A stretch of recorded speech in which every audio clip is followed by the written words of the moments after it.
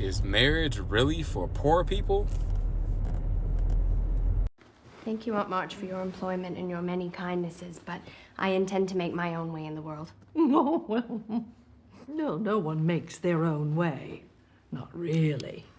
Least of all a woman. You'll need to marry well. But you are not married, Aunt March. Well, that's because I'm rich. And I made sure to keep hold of my money, unlike your father. Marriage is for old people and poor people. Okay, so let's get into that. Why? Because when you broke, our parents, like my moms and all them, they married on a merit of like, okay, we're going to put our incomes together, have all these kids, and then when our kids, we're going to have 5, 10 kids back in the 60s, all them, they're going to have 5, 10 kids so they can work and bring income. Yeah.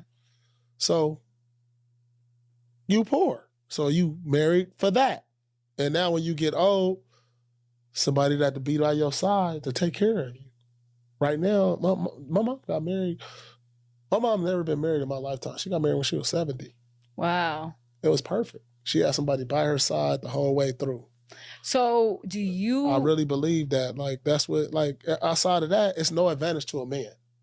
Why is marriage an advantage? What advantage, what does it do for a man when things go south? Like, we gonna have to give up half our this, pay child support, but it's only advantageous to a woman. Like, it's real talk. But what if you meet a woman and you're like, wow, she's a gem, she's valuable, she's everything, and I want to lock her down in marriage? I don't want to lock no woman down. We could be cool. So I don't agree with everything Mr. Paul Pierce says in this video, but he brings up some great talking points that are worth considering and discussing, contemplating from a Christian perspective. So when he says marriage is for poor people, I want to first focus on that word poor or poverty, because I personally think poverty is a mindset. You can have $1 billion but still have a poor attitude, a poor spirit, be bankrupt in integrity and morality and in your relationship with the Lord. And Mark 8:36 says, what profit a man to gain the whole world and lose his soul? Proverbs 13:11 in let's do the NLT says, wealth from get rich quick schemes quickly disappears, but wealth from hard work grows over time.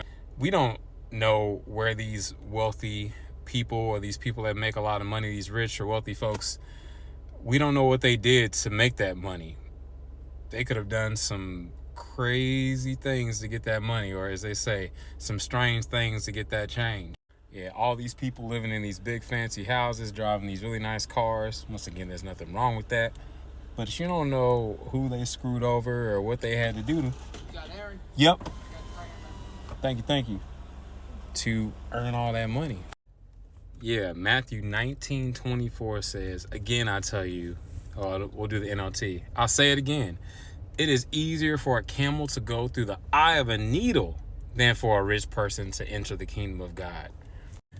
I love what Paul said most here, where he says, I know how to live on almost nothing or with everything. I have learned the secret of living in every situation, whether it is with a full stomach or empty, with plenty or little.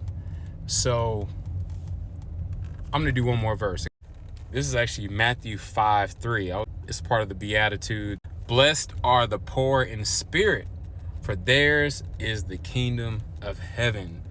If you want to say marriage is for poor people,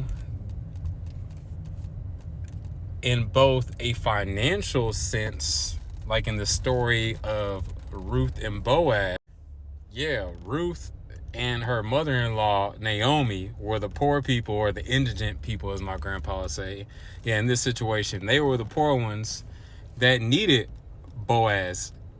And apparently Boaz was, and a lot of people think 80 years old. This backs up Paul Pierce's point on, marriage being for old people and poor people, because according to Jewish tradition, they believe Boaz was 80 years old. Yeah, and Ruth was 40 years old. That's why he made that comment. Let me see if I can go find it.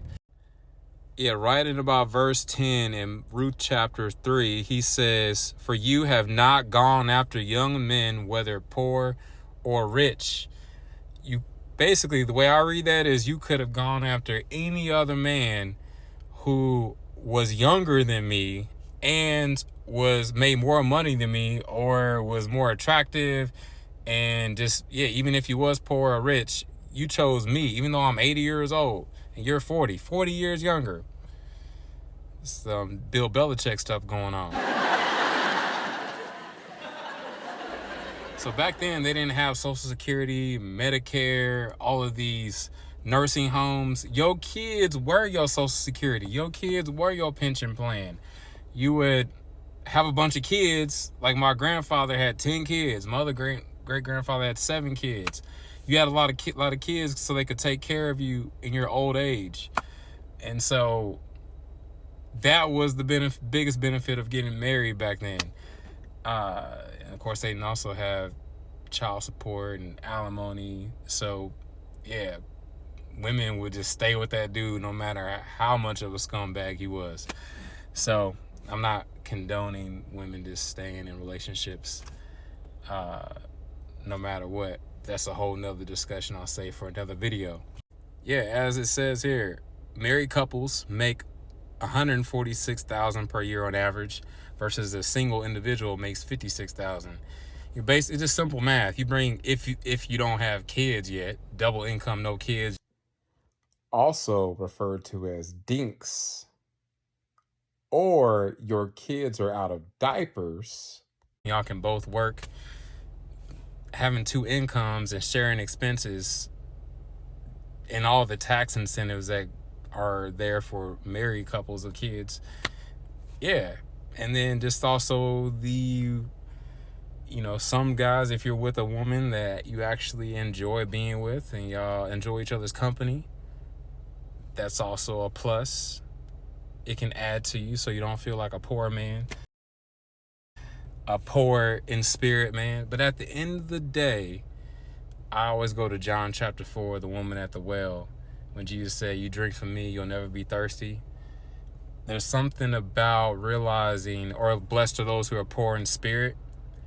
So marriage really is, in my opinion, for poor people, 2 people that are poor in spirit and realize that you are nothing without God, and that He is your source, not just financially, but also spiritually. So I would love to know in the comments, is marriage for poor people? Let me know based on your own personal experience, and what are your thoughts on this video of what Paul Pierce had to say. Adam could never be black, cause a black man never shares red.